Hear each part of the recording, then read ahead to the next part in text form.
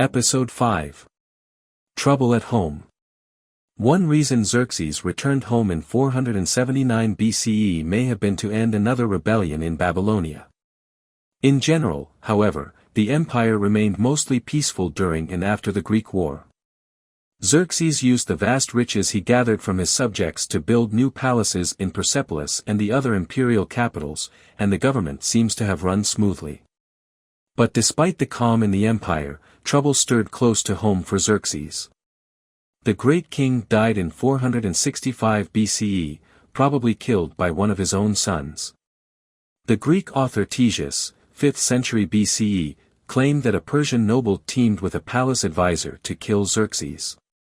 The killers then blamed the murder on one of the king's sons, Darius, who had already been picked by Xerxes to be the next king. Another of the royal sons, Artaxerxes I, r. 465 to 425 BCE, then killed Darius for his supposed crime and became king. Artaxerxes then learned about the two men who had killed his father and executed them. Many modern historians do not accept this version of events, but they believe some kind of palace rivalry and murder led to Artaxerxes becoming his father's successor. The Greek historian Plutarch, 46 to 120 CE, in his Lives, called Artaxerxes, among all the kings of Persia the most remarkable for a gentle and noble spirit. When he first came to the throne, Artaxerxes faced several rebellions. One in Bactria ended quickly. But in Egypt, fighting dragged on for several years. The rebels there had help from Athens in the form of 200 warships. Artaxerxes sent a large army to destroy the fleet of ships, and Egypt was once again firmly under Persian control. Athens' involvement in Egypt came after the Athenians had created their own empire in the Aegean. They were the strongest of a group of allied city-states. Athens tried to gain territory by taking it away from Persia. When Xerxes was king, the Athenians had attacked Persian posts in Asia Minor. They destroyed ships and took riches back to Athens. The growing strength of Athens posed a danger to the Persians in the western part of their empire. But instead of fighting each other again, the two powers tried to work out an arrangement. According to the Treaty of Callias, signed sometime around 449 BCE, Persia agreed to stay out of the Aegean Sea and Athens recognized Persian control over the lands of Asia Minor. The Greek city-states in Asia Minor would be free to run their own affairs. Modern historian A. R. Burns, in the Cambridge History of Iran, writes that the two peoples, Greek and Persians, were also getting to know each other as human beings. Herodotus, for example, tried to understand Persian culture and habits, and the Persians must have learned about Greek customs, religion, and culture, taking sides in Greece. Toward the end of Artaxerxes' rule, the Greeks actually saw Persia as a potential ally. Sparta and Athens were now rivals in a struggle to control Greece, and each wanted to win the support of Persia. The conflict between Sparta and Athens lasted from about 431 to 404 BCE and is known as the Peloponnesian War. Artaxerxes, however, did not choose sides and he died in 424 BCE. His son Xerxes II, 424 BCE, became the next great king. But within 45 days he was killed by his half-brother, who was then killed by another half-brother, Naucus. Naucus declared himself king and took the name Darius II. During his reign, Persia became heavily involved in Greek affairs. At first, Darius renewed the old treaty with Athens. But around 420 BCE, the Athenians angered the great king by supporting a rebellion in Lydia led by the satrap, Pisistratus. A Persian general named Tissaphernes seems to have bribed the Athenians, so they would drop their support of Pisistratus, and the rebellion ended. Darius then had Pisistratus executed. In the years to come, Athens continued to support other rebels in the Persian Empire. In the meantime, Sparta was gaining the advantage in the Peloponnesian War. But it still needed help. The Athenian activities in Lydia may have convinced Darius that he could not trust them. Whatever the reason, Darius decided to help Sparta. In 413 to 412 BCE, Tissaphernes led diplomatic talks with Sparta. At the same time, he tried to see if he could make a better deal with the Athenians, but they refused. Tissaphernes ended up signing the first recorded treaty between Sparta and Persia. Thucydides, in the history of the Peloponnesian War, recorded 3 different versions of the treaty. The last is the one both sides totally accepted. In part, it said, "The Spartans and their allies shall not go against the king's country, Persia, with any hostile intent, not shall the king, Darius too, go against the country of the Spartans and their allies with any hostile intent." If any Persian satraps attacked the Spartans, Darius was supposed to stop them. Tissaphernes also agreed to pay for local ships to help the Spartans, until Darius could send another fleet. And Tissaphernes and the Spartans would have to agree on any treaty to end the war with Athens. Tissaphernes failed to deliver the Persian navy he promised. The Spartans soon learned they could not trust him. Darius wanted stronger aid for his new allies, so in 407 BCE he sent his son Cyrus the Younger to Asia Minor to direct the Persian effort. Cyrus, by some accounts, was just 16 years old at the time. But he had already proven himself to be a skilled soldier. Cyrus also offered some of his personal wealth to help the Spartans fund their war against Athens. With the increased Persian aid, the Spartans and their allies won the war. Civil war in Persia. By 404 BCE, Cyrus was back in Susa, standing at his father's bed as he lay dying. Darius had already named Cyrus's older brother, Artaxerxes II, 404 to 358 BCE, as the next great king. Tissaphernes told Artaxerxes that Cyrus wanted to kill him so he could become king. The 2 sons' mother then stepped in, asking Artaxerxes to pardon his brother. The new great king did forgive Cyrus, and Cyrus went back to his satrapy in Asia Minor.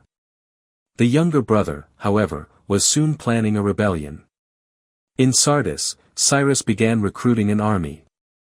This included 14,000 Greek mercenaries who had sharpened their skills during the Peloponnesian War. With the peace in Greece, these soldiers were now available to fight for Cyrus in Asia. Cyrus said he needed an army to fight a mountain tribe in his satrapy, but Tissaphernes knew he was lying. He and others advised Artaxerxes to build an army to fight his brother. The king, however, acted slowly. Plutarch, in his Lives, wrote that one advisor told the king he ought not to avoid the conflict, nor to abandon Media, Babylon, and even Susa, and hide himself in Persis, when all the while he had an army many times over more numerous than his enemies. Finally, in 401 BCE, Artaxerxes sent a force westward to meet his brother. Meanwhile, Cyrus had marched his men across Turkey toward Mesopotamia. Most of his troops had not been told they were about to fight the forces of the great king of Persia. As they marched, however, they realized Cyrus's plan and were not happy. Many of the mercenaries wanted to go home. Cyrus needed to win their support. The Greek mercenary and historian Xenophon, 431 to 352 BCE, wrote in his book, Anabasis, Cyrus promised to give them all half as much they had been getting before, from 1 gold daric a month to 1.5. However, he still refused to admit that he planned to fight his brother the king. The men marched on for several more weeks, and finally met Artaxerxes' army. The battle took place near the Euphrates River at a place called Cunaxa, about 70 miles north of Babylon, in modern-day Iraq. Cyrus had about 30,000 men, about half as many as the king's army. Artaxerxes commanded his troops, surrounded by the royal guards. Cyrus and his men were able to break through the royal guards, and the 2 brothers fought one another. According to Plutarch, who was citing another historian, Cyrus first wounded Artaxerxes' horse, but the king quickly found another. Cyrus then attacked again, knocking the king to the ground. Cyrus then charged his older brother, but Artaxerxes and his men threw javelins, light spears, at him. Another version says Cyrus fell during the fight and smashed his head on a rock. In either case, Artaxerxes defeated his brother and ended the rebellion. According to Xenophon in Anabasis, the Persians lost a great leader that day at Cunaxa. He said of Cyrus, of all the successors of Cyrus the Great, no Persian was a more natural leader and none more deserved to rule. More rebellions. Since the time of Darius the Great, the borders of the Persian Empire had remained fairly stable. Rebellions broke out, but the great kings were always able to stop them or work out arrangements with the local rulers. Artaxerxes, though, faced huge challenges after defeating his brother, Cyrus. Just a year after his victory, Persia was once again fighting the Spartans in Asia Minor. The Persians were able to drive out the Spartans. In 386 BCE, in an agreement that came to be known as the King's Peace, the Spartans and other Greeks once again pledged to stay out of Asia Minor.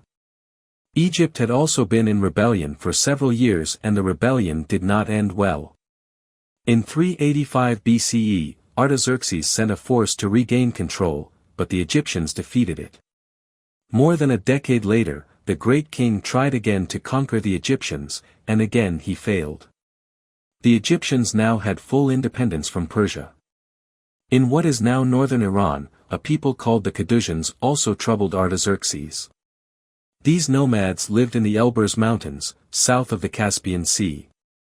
From the time of Darius the Great, they had occasionally resisted Persian rule. Artaxerxes personally led an expedition against them into the mountains. Then, in 368 BCE, the first of several Western satraps declared their independence from Persia. Sometimes they had the support of the Spartans and other Greeks. Artaxerxes was able to end the various rebellions, but the Persians were relying more than ever on Greek mercenaries to fight their battles. This made them vulnerable, for they had plenty of enemies in Egypt and the Aegean looking to weaken them. As the great king grew old, he knew his sons were competing to be his successor. Each had the support of different nobles. Artaxerxes died in 359 BCE. His oldest son, Darius, should have been the next king, but he was killed by his brother Ochos, who took the name Artaxerxes III, 338 BCE. According to Plutarch, writing in Lives, the new Persian ruler was hot and violent, and outdid all his predecessors in bloodthirstiness and cruelty. He proved this by having a role in the death of two other brothers to secure his place as king. Like his father, Artaxerxes III faced rebellions in Asia Minor. These he crushed. He also sent troops to Egypt in about 353 BCE to try to bring it back into the Persian Empire. This effort failed. Then several more revolts broke out in Phoenicia, along the Mediterranean coast. Artaxerxes ended these. Then, once again, he sent troops into Egypt in 343 BCE, leading them himself. This time, his soldiers defeated the Egyptians. Egypt was once again part of the Persian Empire. End of episode 5. Thank you for watching.